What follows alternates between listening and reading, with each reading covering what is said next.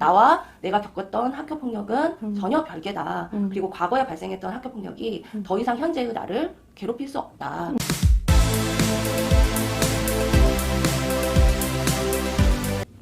안녕하세요. 오늘은 학교폭력 전문 변호사님이신 노윤호 선생님 모시고 함께 이야기 나눠보도록 하겠습니다. 변호사님 안녕하세요. 네, 안녕하세요. 네네. 저는 학교폭력 변호사로 9년째 활동 중인 노윤호 변호사라고 합니다.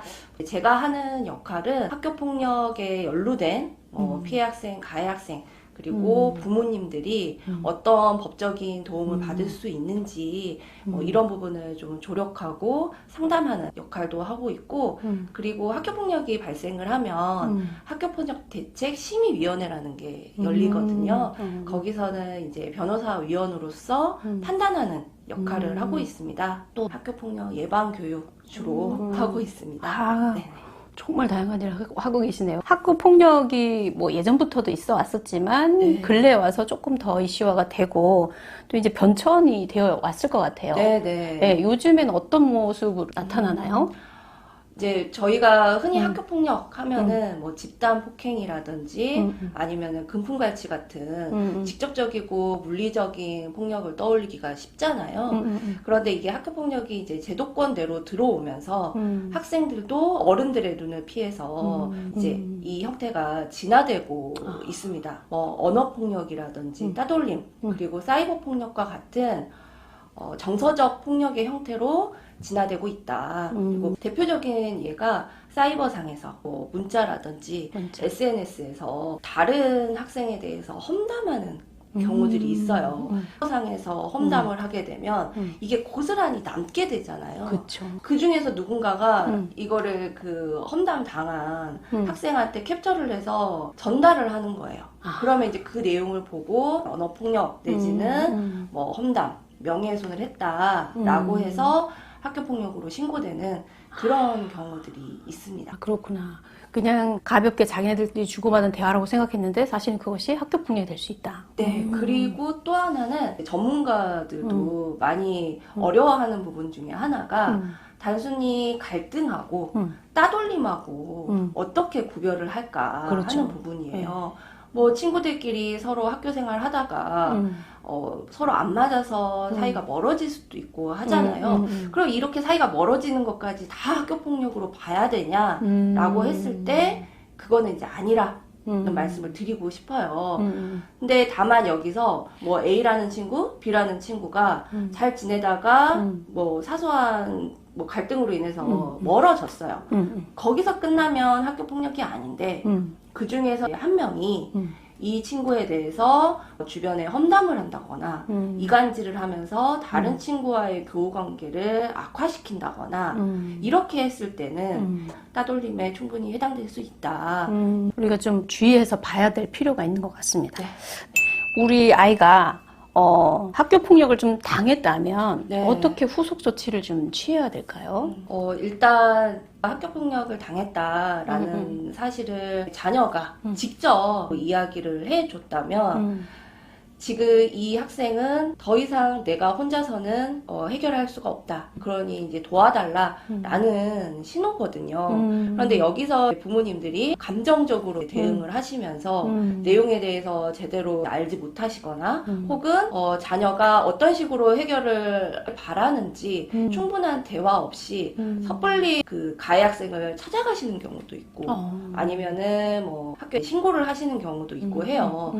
가장 첫 번째로는 자녀에게 어떤 피해를 입었었는지를 사실관계를 구체적으로 확인을 하시는 게 그게 이제 첫 번째예요. 그래서 감정적으로는 물론 힘드시고 동요가 되시겠지만 최소한 내 아이 앞에서는 조금 의연한 모습을 보여주셔야 된다.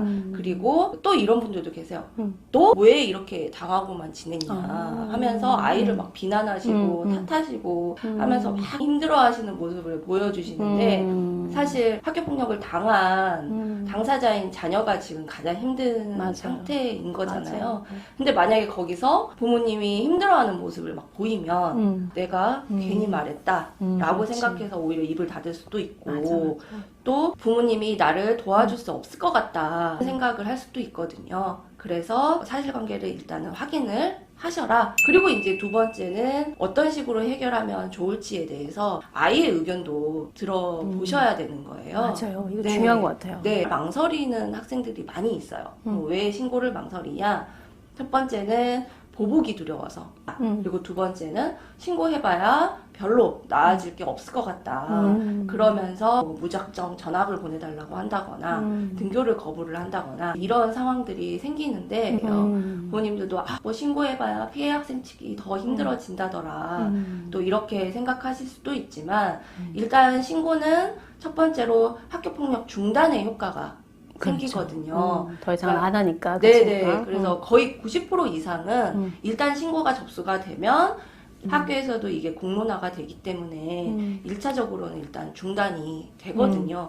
아무래도 계속 당하고 있는 입장에서는 그것만 좀 끊어져도 좀 마음이 좀 안정이 조금 될 것 같아요. 네. 네네네. 변호사로 이제 활동을 하면서 절차를 거쳐서 가해 학생한테 징계가 내려지고 그리고 이제 종결이 되면 학교폭력도 끝이 나는 거라고 생각을 했었어요. 그런데 막상 피해 학생들을 만나서 지켜보면은 사건이 종결된 이후에도 오랜 시간 트라우마로 힘들어하는 그런 학생들을 보면서 이제 고민이 있었어요. 근데 제가 이제 원장님의 그 비전이로 부모 성장 과정에서 거기서 좀 실마리를 찾을 수가 있었어요. 그래서 그때 제가 처음 들은 단어가 회복 탄력성이라는 단어였는데, 이게 똑같은 사건을 겪어도 누구는 쉽게 좀 극복할 수 있는 반면에 누구는 힘들어하고 하는 게 이 회복 탄력성의 차이에서 있구나. 그리고 이 트라우마를 겪는 것도 당사자인 본인, 부모님들이 어떻게 받아들이냐가 많이 전달이 되더라고요. 그런 점에서 그 부모 성장 과정에서 가르쳐 주셨던 과거로부터 뭐 벗어나는 그런 방법이라든지 이런 거를 직접 피해 학생들 부모님들과 같이 적용도 해보고 저도 또 지켜보면서 이런 부분이 정말 중요하구나. 중요한 거는 당사자가 이 사건을 어떻게 바라보냐. 나와 내가 겪었던 학교폭력은 전혀 별개다. 그리고 과거에 발생했던 학교폭력이 더 이상 현재의 나를 괴롭힐 수 없다. 그리고 과거에는 그렇게 나에게 크게 느껴졌던 가해자들이 내 인생에 있어서는 별다른 영향을 줄 수 없는 존재들이다. 라는 거를 학생들 그리고 부모님들이 꼭 기억해 주셨으면 좋겠습니다. 네. 변호사님은 네. 그 전에 이제 제가 운영하고 있는 부모 성장 과정으로 함께 만나게 됐어요. 그래서 이런 힘든 친구들을 대하는 법들이나 이런 것들을 같이 이야기도 하고 이랬는데 아이들한테도 적용하고 계시다니까 너무 기쁘네요. 네네. 그러면 이제 학교 폭력 행사가 됐어요. 네. 그러면은 법적으로는 이게 참 법까지 가면 참 불행하긴 한데 그 전에 뭐 조정이 되겠지만 네네. 법적인 거는 어떤 처벌 기준이 있는지. 절차를 좀 간략하게 말씀을 드리면 학교에 신고가 되거나 학교에서 알게 되면 이게 접수가 되고 그때부터 사안 조사를 하게 됩니다. 그리고 사안 조사를 하는 과정에서 혹시라도 2차 가해가 발생할 수도 있잖아요. 그래서 가피해자를 좀 공간적인 분리도 시키고 피해 학생에 대한 이제 긴급 보호 조치도 내려지게 됩니다. 그래서 이제 중간 단계로 이제 학교 전담 기구에서 이 사건을 학교 자체로 종결을 시킬 것이냐, 아니면 교육지원청에 학교폭력대책심의위원회로 보낼 것이냐를 결정을 하게 되거든요. 그리고 이 결정에서 가장 중요한 의사 결정은 피해 학생과 부모님이에요. 그래서 학교에서는 이 사안이 다소 좀 경미하다라고 생각을 하더라도 만약에 피해 학생 측에서 우리는 학폭위를 가겠습니다 라고 하면 심의위원회로 보내지게 되는 거고, 만약에 그 과정에서 가해 학생이 진심으로 반성하는 모습을 보이고 또 재발 방지 약속도 하고 그러면서 화해가 이루어진다 라고 하면 학교장 자체 종결로 종결하는 경우들도 굉장히 많이 있어요. 근데 심의위원회로 가게 되면 심의위원회에서는 5가지를 판단을 합니다. 5가지. 네, 고의성, 심각성, 지속성, 반성 정도, 화해 정도 이렇게 5가지 기준을 가지고 1호부터 이제 9호까지 징계가 지금 있거든요. 그래서 1호는 뭐 서면 사과, 2호는 뭐 피해 학생에 대한 뭐 접촉, 협박, 보복행위 금지, 3호 교내 봉사, 4호 사회 봉사, 5호는 특별교육 이수, 6호는 출석 정지, 7호 학급 교체, 그리고 8호 이제 전학 처분이 있고요. 그리고 의무교육인 초등학생, 중학생 같은 경우는 사실상 8호가 가장 이제 중한 처분이고, 이제 고등학생은 9호 퇴학 처분까지 이렇게 다 이제 준비가 되어 있습니다. 우리가 조금 알고 있을 필요가 있는 법적인 내용인 것 같아요. 네, 우리 변호사님 같은 이쪽 계통에 계시니까 학폭 피해자들을 많이 만나보셨을 텐데, 나는 참 이 아이가 인상적이었어요. 함께 나누고 싶어요 하는 분이 있다면? 이제 제가 봤던 피해 학생은 지금은 이미 이제 성인이 됐던 이제 그 친구였어요. 그런데 어린 시절에 학교폭력 트라우마로 인해서 결국에는 고등학교도 자퇴를 했었고 제대로 된 학창 시절을 보내지 못한 부분에 대해서 가해자들에 대한 원망도 끊임없이 있었고 본인에 대한 자책도 많이 있었거든요. 그래서 성인이 돼서 공소시효가 지나기 전에 형사 고소를 저랑 이제 준비를 했었어요. 근데 그 준비하는 과정에서 본인이 과거의 아픈 기억들을 문서화 시켜서 본인이 읽게 된 거예요. 그러면서 이제 과거의 기억을 현재의 시점에서 재해석을 하면서 아, 내가 이때 무력했던 거는 내가 모자라서가 아니라 정말 그럴 수밖에 없었겠구나 라고 하면서 오히려 현재의 이제 성인이 된 내가 과거의 자신을 위로할 수 있는 그런 시간이 됐다라고 해요. 내가 가해자들한테 원하는 거는 이제 사과를 받고 싶었는데 나는 이제는 그런 사과조차도 필요가 없어. 네, 필요가 없구나. 내 인생에 있어서 온전히 나에게 영향력을 줄 수 있는 거는 내 자신과 또 지금의 나의 소중한 사람들이지 그 과거에 머물러 있던 가해자들이 아니구나 라는 거를 깨닫게 되셨다라고 자기가 하더라고요. 인생의 주체자라는 걸 드디어 알았구나. 네, 그러면서 이 과거에서 벗어날 수 있었고 지금 어린 나이임에도 불구하고 사업가로 변신을 해서 굉장히 멋지게 지금 생활을 하고 있거든요. 어떻게 보면 원장님이 그때 부모 성장 과정에서 가르쳐 주셨던 그 과거로부터 벗어나는 것 그리고 그게 인상적이었어요. 용서라는 게 흔히들 상대방이 사과를 해야지만이 내가 용서할 수 있는 걸로 생각을 하지만 사과가 필수 조건이 아니다. 맞아. 이게 지금 이제 성인이 된 그 피해 학생이 정말 본인이 그걸 고스란히 저한테도 보여줬던 게 아닌가 네, 싶어요. 너무 감사해요. 그래서 그 내용도 제가 좀 공유를 많이 하고 싶어서 좀 책에 썼어요. 네, 담았습니다. 네. 네네네. 여기에 담았다고 해요. 저의 가르침도 여기 들어간 거네요, 그러면은. 사실은, 용서라는 게 그 감정의 주체성, 내가 용서라는 감정 또는 어떤 그 마음의 상태를 취하는 게 우리 주체성이거든요. 네.